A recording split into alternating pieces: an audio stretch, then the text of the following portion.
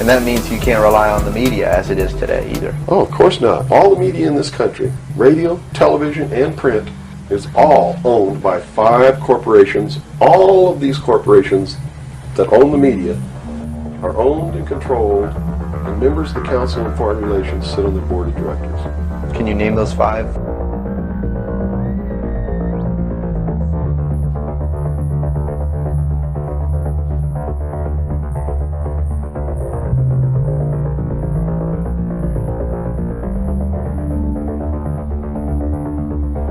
One basic truth can be used as a foundation for a mountain of lies.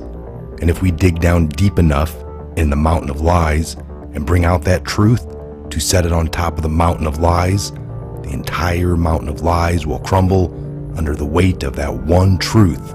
And there's nothing more devastating to a structure of lies than the revelation of the truth upon which the structure of lies was built, because the shockwaves of the revelation of the truth reverberate and continue to reverberate throughout the earth for generations to follow, awakening even those people who had no desire to be awakened to the truth. There is no... Raise your right hand and repeat after me. I state your name. Do you solemnly swear? Do solemnly swear. Support and defend. The Constitution. Something's coming. Something's coming. Something's coming.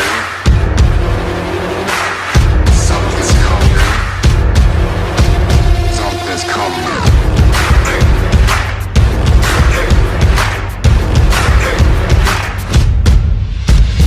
Let the games begin.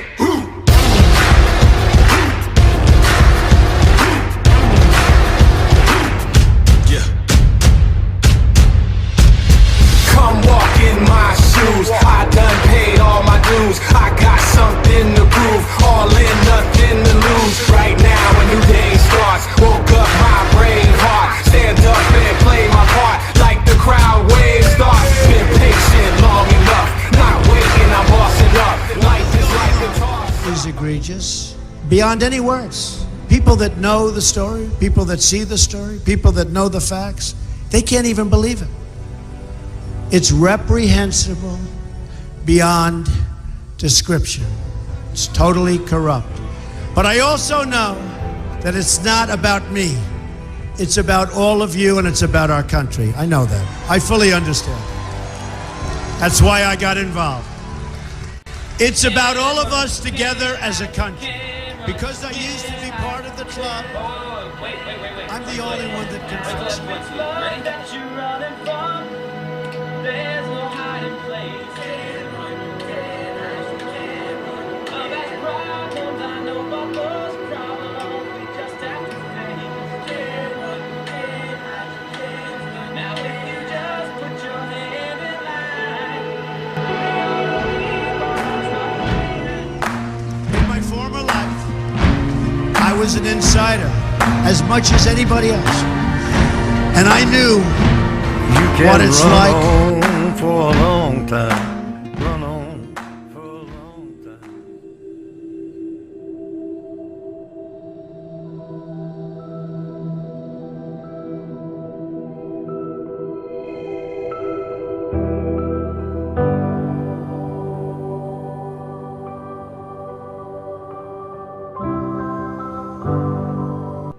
For now, we see only a reflection as in a mirror. Then we shall see face to face. Now I know in part, then I shall know fully, even as I am fully known.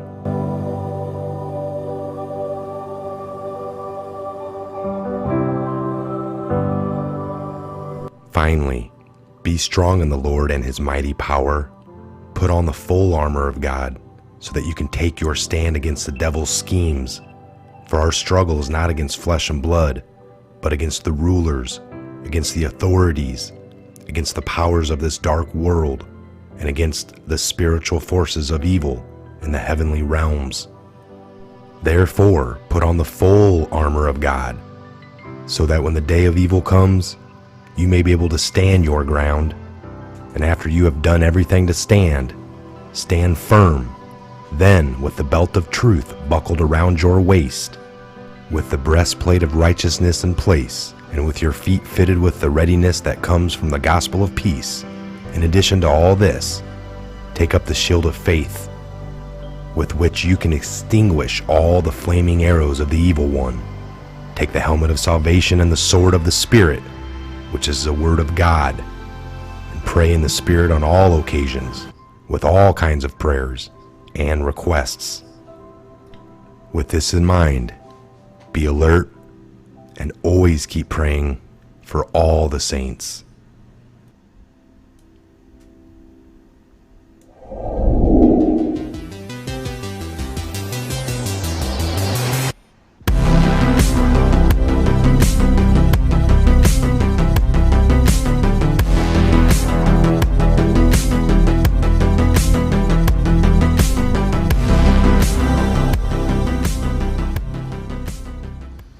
Thursday. It's Thursday, folks. 6/18/2020. 6/18/2020. Wow, how the week has flown by. All right, it's been a while. I haven't gone live. I know I think I said I was going last night. Just didn't work out, so I got another video out for you. But here today, we were just taking a few. I had just a good friend. We used to work together for many years. Stop by, and I was like, man, you should come on. We can just kind of talk like we are now. And so after a little bit of talking him into it, here he is. So we're going to introduce Bernard, a good friend of mine. We worked many years government contracting over at AM General, building the military Humvees. I would say at the peak of the war. It's actually a little bit for the history books. So we'll talk a little about that. And so without further ado, let's do this, because we've been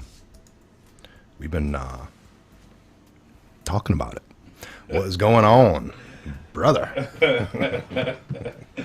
What's going on, man? So yeah, again, me and Bernard were actually partners at on AC, the AC job. That was something the Humvees didn't have at first. It was something they implemented in the middle of the war. The Humvees were getting blown up and taking a lot of bad rap when we were at that place. And well, of course, they were always a scout vehicle. They were never made to go directly into combat. They weren't like the tanks or anything that was really armored.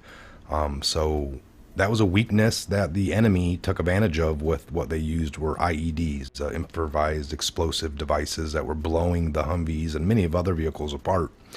So in the middle of everything going on, I'd separated from the service, got an AM General, and about a year and a half of being there, we hired in on the exact same day, right, Bernard? Correct. Back in March, you reminded me of that. So what, you, at this point, 15, 16 years you've been there? Yep, correct. You're right. What do you think of the future? I mean, I know it's been, what a show.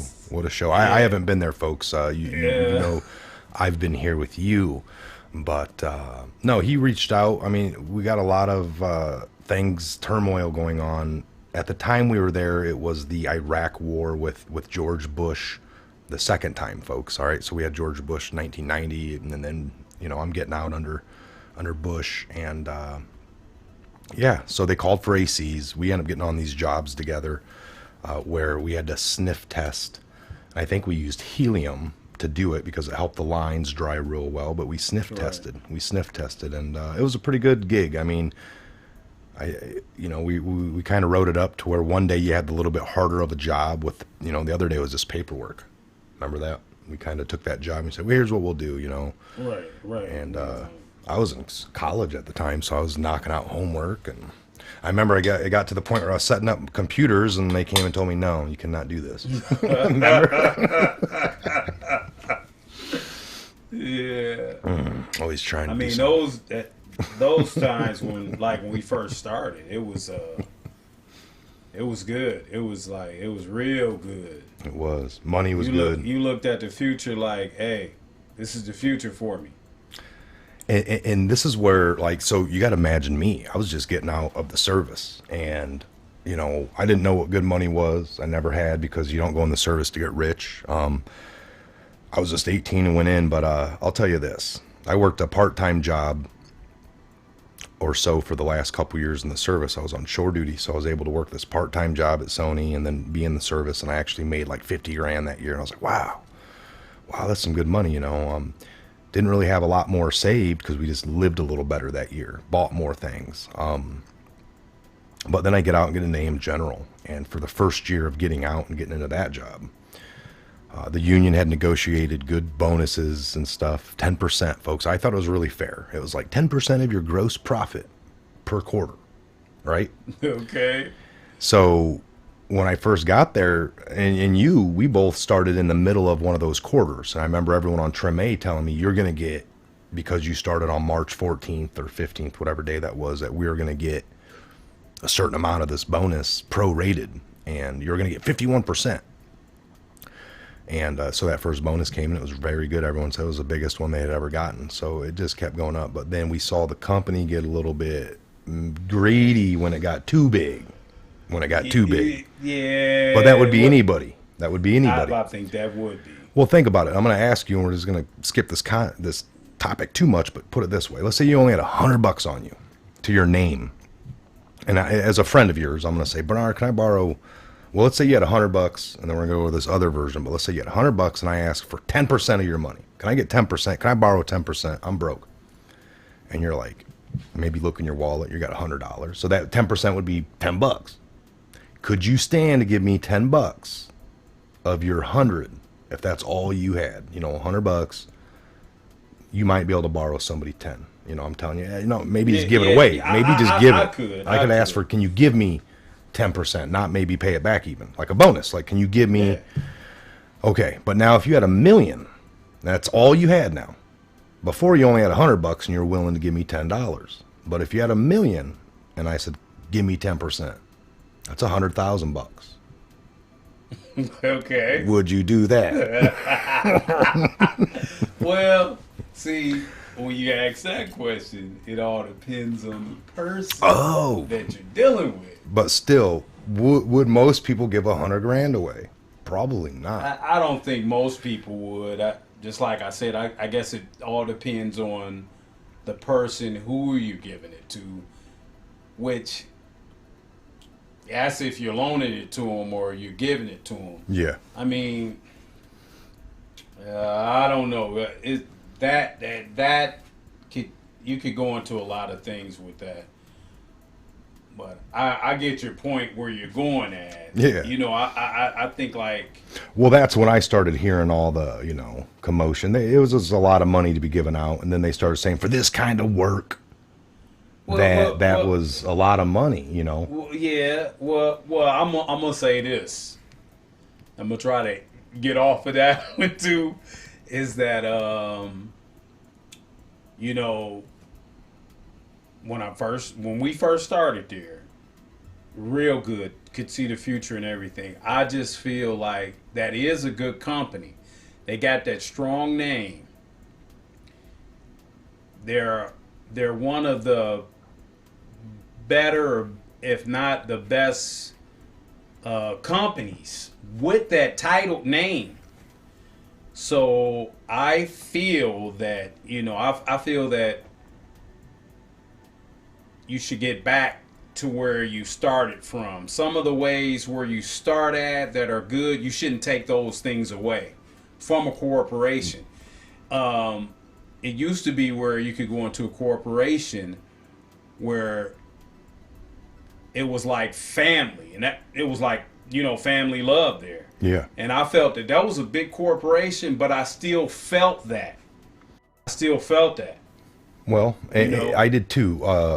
How do I put this? They talked about, I think at the college I went to, I did a paper on the Studebaker plant, and I think they had some history with our union in the area. We were one of the oldest UAWs I was part of there. I love that part of my history, chapter of my life or whatever you can call it, like a book. Things change. I've moved on, but right. Studebaker. It was interesting. I did a paper in college on this. and it was about back in the 30s when they were really ramping up, and that was part of South Bend. That Correct. the owner would come out and, you know, lean up against the rails like, you know, AM General, the safety, maybe look upon the factory floor, and there was only a 30% difference from the highest paid employee out there working, maybe with the most amount of time under his belt, did a good job, showed up all the time, minimum sick days, whatever. But the difference between the owner or the president to that was like a 30% thing back then. At the era that we were working at AM General, it's risen to 800 to 1,000% difference from the head president of like AM General, for example, or a multitude of any of these corporations, Microsoft, just any of them, to their top paid employee was like 1,000% difference.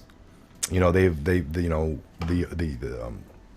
greed or whatever. I don't know if it's gotten worse or whatnot, but that was my take as first job out. That, like you said, it was I think they took really well care of all the horror stories I heard from the people trying to make me not get out of the service at the time and do a little bit more time. You're gonna have a hard time this. You're gonna have to pay for insurance. And I got into UPS and then in AM General, and they both had great insurance. I actually really took care of the employees, so I have no complaints. Made a lot of good money, worked hard, made some good friends. I don't have any bad thing to say. I thought, you know, with the union and the company and the different games and tactics, there had been some issues like anywhere else, I would believe. You know, you're going to get that anywhere. I want to say something. I think where, you know, I do feel about that on change. I do feel about change only if it's good change. I think that elevation is good only if it's good elevation. I think that if you have some things that are in place, that are bricked and stone in place, that are working, that are good, I think you should leave them there. Because this is the way I feel. I feel like if you're working for any corporation, you should, what do you want? Do you want an employer or employee that's coming in to work with an attitude, or do you want them to come in with a, man, I love my job? Yeah. You know, Makes for if they come in with that, oh, I love my job, you're going to see a progress everywhere. You're going to see the product is going to be a better product. You know, it's just overall, it's just a good thing to me. Well, I like the 10% bonus thing. Not that just that AM General had it, and I've heard it. I think almost every job can have that, because every company, whether, you know, you got the owner, but they are in it for the profit. They want to make money. You want to sell something and make X amount of dollars over. You don't do everything just to break even. So you make a profit. And Correct. if you share just a little bit of that profit, I mean, everyone works for theirs. And then even an owner would take a salary and the business is getting something. The business is making this amount of profit.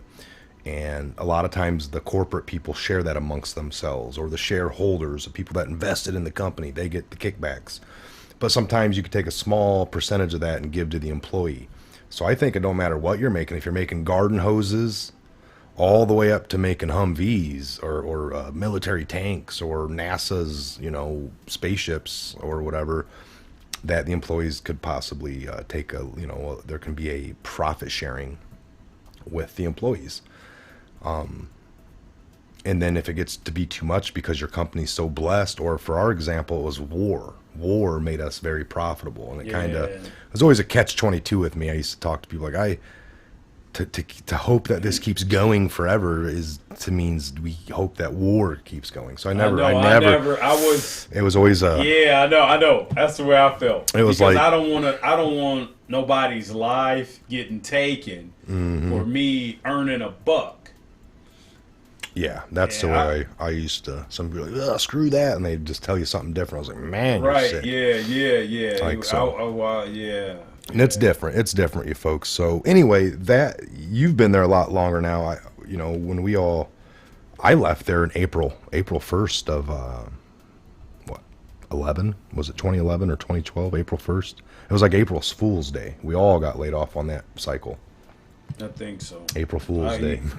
You got to miss me with those dates. Yeah. No, I just remember. There's been a lot of. I remember it being a joke to me. Changing things going on there. But so anyway, you've what was new? I know you are single and ready to mingle. Who knew YouTube can be the new date site hookup? I'm joking. No, you're looking to get a house. I know you're doing all kinds of great things. And I mean, just tell me a little bit about your plans. Like, what are you doing? You're looking to get a nice ranch style, nothing too major, and yeah, I think you nailed it. Basically, yeah, that's what I'm looking for. Like a. And you had one in mind, but then this whole ranch, yeah, COVID. all this thing's been going on, and yeah, world kind of got put on pause. Put on pause, and it's like it's. I appreciate them sending out those stimulus checks. A lot of people had issue with that. Yeah, because everybody, it hasn't reached everyone. Well, and some people talk about taking, the money from the government is, socialism or like where nobody works and you just get paid and that's how they want it. And it's like, that was like, and they were actually kind of just get political on it, but pushing like Trump, there you go, they're doing it. I was like, man, they kind of man-made this. I'm not saying man-made, but everyone was going to work. It wasn't a country where everyone was like sitting at home saying we demand money. It was like you were told you couldn't go to work. You know what I'm saying? It was the opposite of people saying I didn't want to go to work. They literally told you couldn't go to work and said it was unsafe. So everyone stayed at home for that purpose. So then everyone was kind of forced out of work for a long time. So I felt like it was fine that they were sending that out. I'm fine with it because what else are people going to do? They took your job away, in a sense, by the flip of a light switch type thing. I mean, we have like 3 or 4 years ago, the last one that we had, 50,000 people died in the country here alone too. 50,000 people on top of the normal flu. Those are the numbers from the CDC. I just did a video on it. So the numbers they gave us for this one are, similar or a little more. I don't know where we're at in the country on deaths. Do you? Is it over 100,000 now? I really don't know. No, I don't know. I mean, I really don't know. The normal flu every year, the influenza, people die from that all around the country. So I would say even next year, I hope people wear masks. If this one's gone or whatever, I'm just saying for the normal flu, the normal one where people are all, coming into work, you know what I'm saying? You could go back in time now and kind of see how people acted with, I don't feel good. And they go to the store, they're still touching all the fruit. This time it was all like, stay away and stuff. It was like, dang, we should maybe be doing this more often for the other ones every year. And maybe people will live a little bit more instead of just spreading your stuff everywhere. But, Well, yeah, that's my opinion. I guess the way I'm looking at this, and I can understand what they were saying, and I guess it was the message that they were putting out is for people that are really not being clean. Yeah. Because you should. Those things that they're telling you to do, you should do those regularly on a regular basis. Yeah. I had made a funny post. I said, "Man, everyone's washing their hands now." Yeah. I said, hopefully next week we can work on turn signals. You know what I'm saying? Like, yeah. But you're right. It was like we got everyone washing their hands, which people should. I agree. That's just normacy right there. So, and like you said, some people have weakened immune systems out there, right? And we want, the elderly, and then just, and this thing that's going on, really. I mean, they're saying that it's a lot of speculation on how this whole thing started. Came aboard. It's all interesting. I just feel like real quick, as you're thinking, what if you find out? And this is just a hypothetical because we can do this. This is like if we're talking down in the garage or whatever. We were out back watching the kids and the dog play. What what would you think, or what if it comes out to be that this was like just a hoax or released on purpose? One of those two ways. What would you think then? What if the bigger one was a hoax? Like you find out that the media was lying, helping prop it. I mean, would that kind of make you think a little different? Like, dang, that's kind of bull crap. Of course I would. But would you say, what if they come out and say, we won't do it again, we're sorry? No. It'd be a lot of mad people out there. But you know, I can say this, that besides other things that's going on, but I just want to make a statement on that, on the pandemic, on this pandemic, is that the one thing that I see that I like about it is that, you know, is unity. And I love that everyone's coming together on this thing, you know, and I feel that it's a message. I feel that it's something that always should have been in place. You know, it doesn't matter about what color you are. I think that's overrated, you know, and no one's better than anyone. I agree with that. I think we should love each other. You know, I believe in God, and we were all created equal. You know, God didn't make nobody no better than the other. You know, if you got goals and if you want to change, it starts with you. It starts within. It starts with you. God will take care of the rest. Amen. I couldn't. I agree with everything you just said there. No one person above another. If you think, I almost take it to like, if you think differently than that, if you can't get around that no one person is above another, then you have the same mentality of people in history throughout time that have tried to put themselves above other people, and that's the issue. Like you're almost kind of like on their level if you think otherwise. Yeah. You know what I'm saying? Because like if you make a problem, you correct it. You don't like have a problem. Like some people are like how do you go around the world fighting evil without becoming evil yourself? You know, like in the movies, like there's bad people and you always root for the good guy. But there's a fine line when you really do it in real life. Like if there's evil and they do evil things, how do you combat that? How do you fight it without becoming evil yourself? It's a fine line. And that's what I like to focus on, you know, that right there alone. I've said that before, but anyway.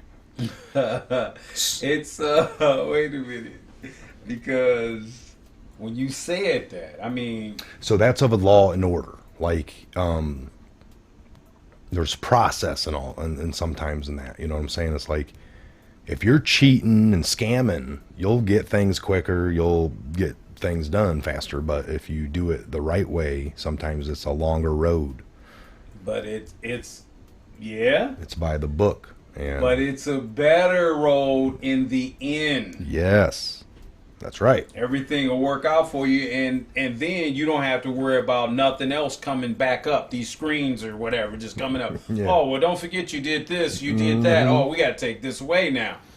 That's tit for tat stuff. You know what I'm saying? Right. But so, if you're going the right, I feel that if you're moving down the right path, that eventually everything will work out for you. And it does take time. It does take time. You know, it does take time. It takes time for everything. I always say the wheels of justice move slow, but when they move, watch out. Well, we got 412 people in the room right now watching. 412. Wow. So, wow. Interesting. And I know you had said, hey man, because we had took a lot of time. We're 32 minutes in already. So we were just wanting to jump on, give you guys some of our conversation we were having anyway. He's been here for several hours. Bernard, what do you got any words of advice to the 400 and some people in the room? I'm just in general, on everything going on, you know, keep their heads up. Maybe any words of wisdom to everybody, like you said. You know, you don't, you know, skin tone, all that doesn't matter. It's what is it about to you? I mean, what do you want to bring as a message to anybody is paying attention to what's everything going on out there? What are your best words of? I can give you some words. I feel that unity is one. You got to work together. You got to work together in order to solve a problem. You have to work together. You have to. That's the only way it's going to work. If you're with somebody and you trying to go, you're saying you're working together, but one of you going one way and the one's going left and one's going right. I mean, it'll never work. So I feel that, you know, like, work together with this issue or with any issue that you're dealing with. Always keep God in front. Also, do the right things. Do the right things. I try to get away from that word try, because you can do them. You know, I feel that, and this is what I try to do when I look at people. I try to, because I know that in each person there's some right and there's some wrong. There's good and there's evil. There's a good part of you and there's a bad part of you. You want to show more of your good part, and that's what I try to look at in a person. I try to look more at what's good about them. You know, and that's good. Just for things to get better, and people should look at that. People should look at that instead of look at what's in your heart. Feel your heart. Yeah, that's. I just did a video earlier about, you know, we used to judge people on their character, not just right away from the cover of the book, which could be the clothes, right, or the color of one's tone of skin. You know, I got into the service years ago, back in '97, and I had, you know, there you know, I was amongst, you know, black Marines and Asian sailors and just we had yellow, black, white skin, and all the shades in between. I mean, and they were all my brothers. I mean, I counted on every one of them. So there was no issues. We all bled, you know, navy blue. That's all, you know. So we bled the same blood. And, all right. Greatest times of my life. So AM General is similar because we were a military government thing. We had lots of veterans in there too. So it was easy for me to get along with all the vets. Bernard here, great. I got his link down below, by the way. I said, I don't know what you have. He actually has a P.O Box. So I said, hey, maybe you guys will send him some love, send him some letters, whatever you can do. He'll probably be back. He's gonna you just got to kind of, we're in a relationship. I know for how that works out for all of us. It was many years. We're not going to get into that, but but he is single like a dollar bill, folks. And he is. Stop, man. I'm joking. But why don't you guys give a shout out? I want to bring up on the screen. I told him he'd be amazed. So we'll take this last few minutes here and do what we normally do. I'm going to take the chats, bring them over to the screen, and then I'm going to bring this up there. There we go. So you guys are on the screen. Why don't you shout out where you're coming from? Me and him will do our best to ramble off where you're coming at. So if you see it right there, Scotland, go ahead and say it. When you see it, they can. No, I was just. Hearts. Belfast is in the house. Lombard, Illinois. Wow. Thank you. Holden Beach, North Kakalaki. China. No. Rural Minnesota. Ohio. Arizona. Dang. South Kakalaki, Nebraska, England, Seattle, New Hampshire, Alabama, Pennsylvania, Michigan, Spain, Vegas is in the house, Alabama, Mississippi, Seattle, Canada, Arizona, North Wales, Minnesota, Dollywood, upstate Kentucky, Alabama, Nashville, Texas, I call it Texas, Las Vegas, Nevada, Tennessee. They're in the D.C. area. They're the Swamp, Nashville, Tennessee, Texas, God's House, Adam Slater. Awesome. I hear you. Amen. North Kakalaki, Southampton, England, South Africa in the house. Wow. Texas, coming from over the pond, Netherlands, South Florida. I'd love to get down there and see you in South Florida. Indianapolis is in the house. Alabama, Missouri, Jackson Beach, Florida, Tennessee. Thank you, Patriots, for being here today. Maine, Sydney, Australia, coming from a land down under.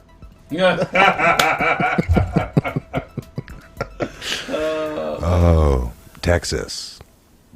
Ruger, my other gun, he says. Alaska, Middle Tennessee, Phoenix in the house, Missouri, upstate New York. I know, got a couple buddies up there. Communist, New Jersey. Sean from Communist, New Jersey. What's up, brother? You skipped me. Portland, Oregon. Sorry. Clovis, California. Prison State of New York. Somebody had said the other day they were from Bong Island. For real? They said Bong Island with a B. So, all right. Okay. So we'll come back to us. Here we go. How'd you like that? Coming in from everywhere, ain't they? That was interesting. All right. All right. Well, I told Bernard we wouldn't go much more than a half hour, and it wouldn't take up. We're going to eat. We're going to break a little bread together, right? Yeah. But I'm coming back. He's coming back. This is his first of many appearances. I didn't have this music up that loud the whole time, did I? No, I just did it for the... Okay. All right, yeah, we're going to let it go because I'm hungry. He's hungry. We've been smelling this food for several hours. Patriots, thank you for being here. Thanks again. Bernard's P.O. Box down below. Send him some love. Tell him in the letter maybe the Patriot Hour sent you. That'd be awesome. And he'll come back, maybe read a few of those. The next time he comes back, he'll bring a little fan mail. And again, if you're single and looking, send a picture, and you guys can start being pen pal. Remember, old school. God loves you. Remember, God loves you, and remember that, like he said, no one person is above another. Take that with you, and just pray for your show some compassion. That's right. And pray. That's all. Patriots pray. That's Pray, what we do. You can just pray. Just try to pray every day. Talk to God. It's a better way out there. It's a better life for you. That's right. Staying aggravated gets you nowhere. You don't need to be told what the right thing is. We all know. That's when right. people, what I'm saying? Correct. People try to. Everyone always justifies things. They'll try to come to you. My family, I have friends over the years, like, trying to tell you that they're doing the wrong thing, and for you to give them the okay that it's all right. That you know, and just try to do that. Do the right thing, folks. We all know it. God's love is the answer. Correct. God bless each and every one of you. We'll see you back here real soon on the next Patriot Hour update. Peace, Bernard. Much love. Peace. All right. We'll see you guys. Thanks for being here.